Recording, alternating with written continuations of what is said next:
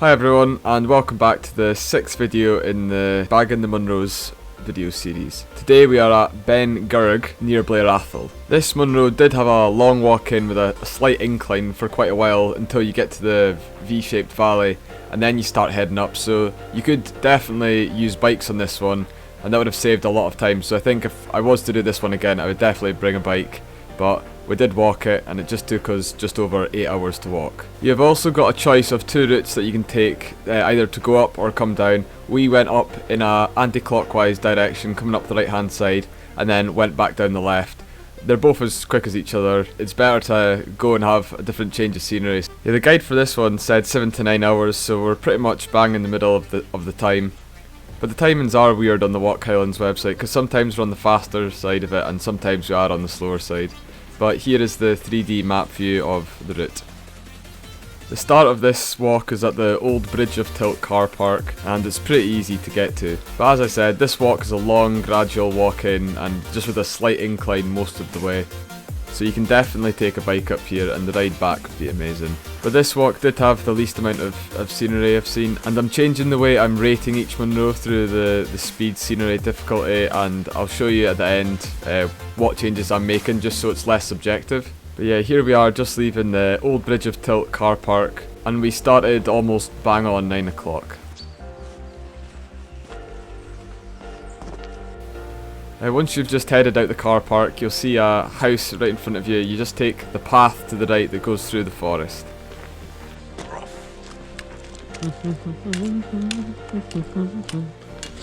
As you can hear, the hopes and the energy were high at the start of the morning, but yeah, it slowly declines throughout the walk. What? Change the regulations today. Oh, no, it's today. Is it? Yeah, tomorrow. It was supposed to be next Friday, but Sturgeon's speeding it up. Good. And that's about as political as we got throughout the walk.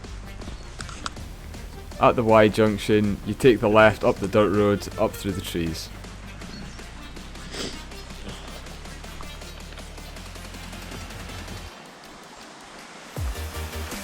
Once you've got across the bridge, you just head up between the trees, up the dirt track, until you get to a road.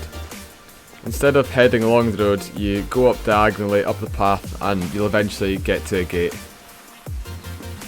This is gonna get hot. The weather was about 14 degrees, there wasn't really a cloud in the sky at all, it was just pure sunny. I did get a bit burnt from it just because I didn't put any sun cream on, but I'll definitely not do that next time. I said to Owen to go open the gate for the video and just like I'm trying to go over all cool and everything. And then he can't even get the gate open. You alright?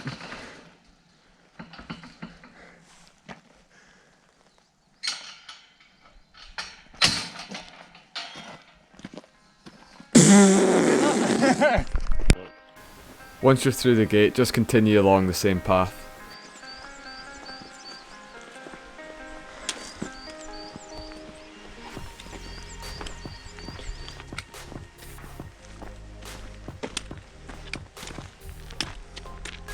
Brilliant.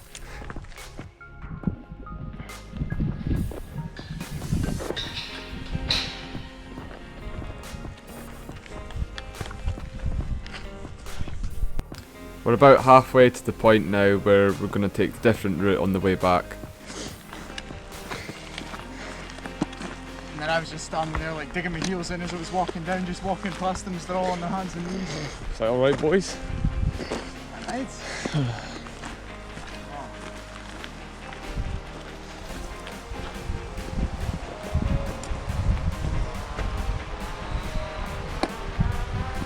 You can't really see Beinn Dearg until you get really close to it because there is quite a lot of mountains blocking the view.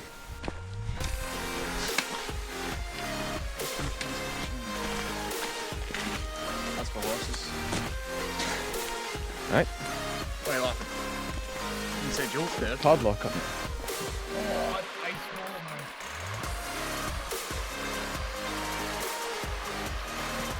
How is it? It's good.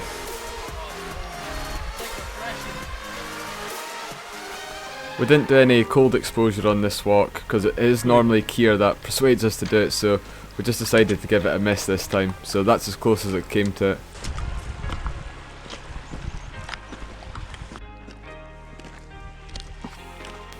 Once you keep following the path, you'll eventually get to another Y junction. You just keep heading straight on. The path to the right leads up to another mountain. Yeah, like the guy was showing it in slow motion. Here we are, just coming up to the valley where we take the different route on the way back.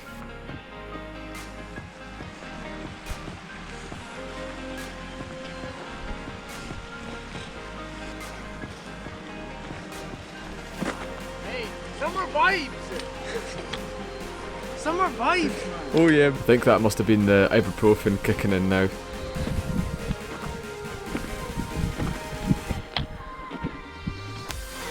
My knees were still recovering from the last trip that we'd done, so I did put 2 knee braces on this time and it definitely helped, and I took some ibuprofen, so I think a combination of both of them really helped out my knees. But here was our first proper glimpse of Beinn Dearg that you can see, the top of the Munro at the right hand side. The bit leading up to it was a bit marshy with a few ponds. I don't know what it's like in the winter, but yeah, it's no bother just to get across in the summer.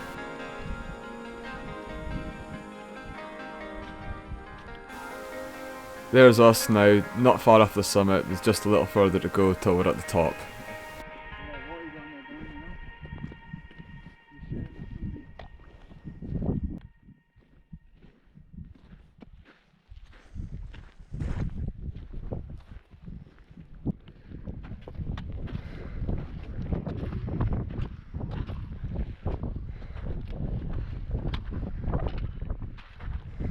When we got near the top, there was basically no wind at all, and it was absolute silent. I don't know if anyone else has experienced this sort of thing, but yeah, it was absolute silent, no wind at all, and it was honestly so weird that there being no sound at all.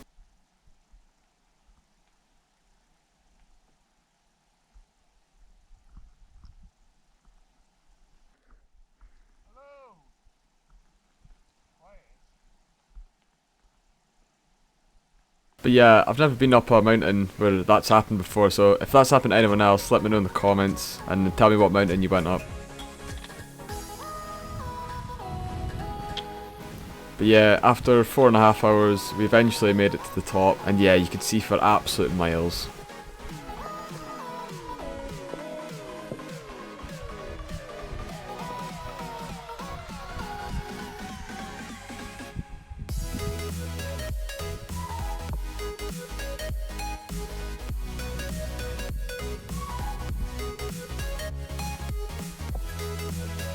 We had lunch at the top for about 40 minutes and just chilled out, and we were speaking to another guy that was climbing the Munro.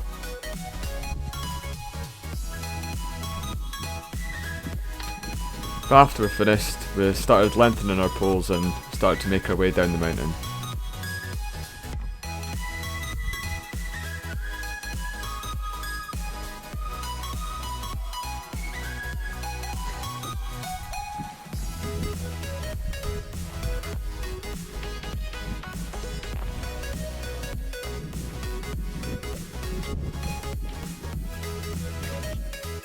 It took us just over an hour to get back down to the junction, where we would take a right along the valley over the river instead of going up the hill.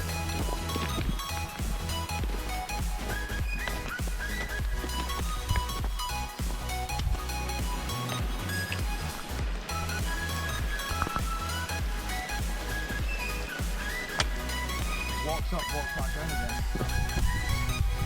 Don't know, the one I saw, the guy was proper climbing up, like. I think, yeah, there's 2 sides. One side's like vertical, one side's like... We were just speaking about climbing the inaccessible pinnacle there, and we are deciding whether or not to do it with ropes or not, so if you have done it, let me know in the comments below how easy it is and if it is fine to do it without ropes. Once you've walked over the river, you'll see a bothy just at the other side, so it is always good to know where all the bothies are with all the walks you do on, just in case weather takes a turn for the worst and you need to find one and get inside.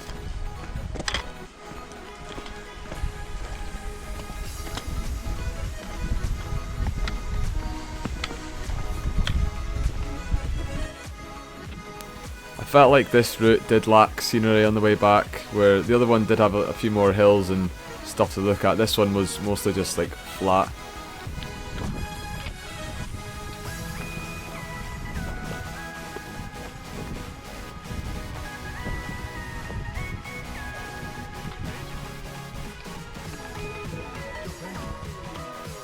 We're basically 2/3 of the way back now, and you'll see a big cairn on the left hand side.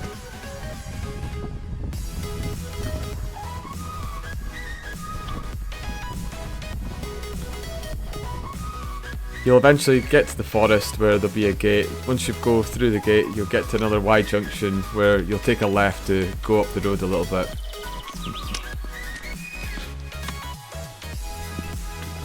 There are quite a lot of Y junctions on this route, but once you get to the next Y junction, you'll take a right this time instead of a left. Hello. Glad you're still here.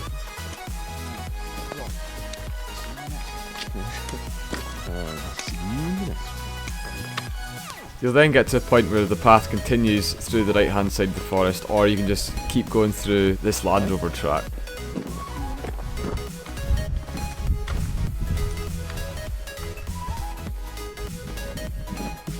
Right on it. Oh yeah. There's some big cows. Oh yeah. Once you go to the junction, you just keep heading straight on and follow the road all the way back round to the car park. Once you get round this corner, you'll get to a long straight road where you'll be able to see the house at the start that you went past, and then you'll know you're basically back at the car park.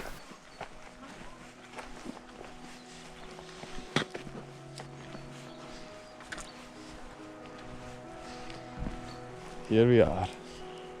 So the total time of the walk took us 8 hours and 18 minutes, which was a decent pace, but we would definitely be much faster with bikes next time. Right, now time to get into some stats. So Beinn Dearg is just over 1,000 metres at 1,008 metres. It was my 11th Munro that I've completed, and it's the 124th tallest Munro in Scotland. The total distance of the walk was 29.3 kilometres, and as you can see from the altitude map, it was a steady incline most of the way. So we started at 8:57 and finished at 17:50, and like I said, we had a 40-minute lunch, so I've taken that off the final time. But the total calories burned over the whole day was 6,084 calories, with an average heart rate of 119 beats per minute, with just over 50,000 steps, and a modest 3.5 kilometers an hour. So now I'll tell you my new Munro rating system. So if the walk took us between 0 and 4 hours, then I'll be a 5-star speed, and if it takes say 9 hours, then it'll be a 3 stars for speed, and you can see what the rest of them are. But for the difficulty, it'll literally be the inverse of that. So if it was a 4-star speed, then the difficulty would be a 1 star, and I will change it like +1, -1, depending on if it is particularly hard. I've also changed the views rating to scenery, so I'm now going to take into account the scenery going towards the top of the mountain and not just the views from the top. And now for the overall rating, this will be how much I recommend this walk for you. So that'll be decided from the scenery minus the difficulty. So say if the scenery was a 4, difficulty was a 2, then it would be a 4.5, and then I would -1 +1 again, just depending on how I felt the walk was. But yeah, now that's the rating system sorted, the walks are going to be much more accurate on what score I'm giving them basically. But for this walk, I'm giving the speed 3.5 stars, the difficulty was 1.5 stars, the scenery could have been a lot better, so I'm only going to give it 2 stars, and then the overall rating is 2 stars for this walk. If you enjoyed the video, be sure to give it a thumbs up because I'd really appreciate it, and consider subscribing if you want to see more videos like this. See you in the next one.